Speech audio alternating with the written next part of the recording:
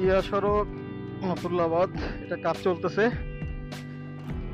এই সরকি টরকি যেগুলো আছে রাস্তার মধ্যে পুরনো যে পাকা করা সেটুকু উঠাই ফেলা হয়েছে, নতুন করে এটাকে করবে, ইট বিছানো হইতেছে রাস্তার মধ্যে। শেরে বাংলা সড়ক হয়েছে আরো আগেই, এখন জিয়া সড়কের কাজ ধরছে। এটা একটু হলে মোটামুটি মানুষজন একটু চলাচল করে শান্তি হবে। নর্মালি এই ভাঙা থাকার কারণে এদিকে রিক্সা বা অটো টোটো এগুলো ঢুকতে চায় না। ম্যাক্সিমাম শেরে বাংলা সড়ক দিয়েই এখন চলার চেষ্টা করে। তো দেখা যাক কতদিনের মধ্যে এটা কমপ্লিট হয়।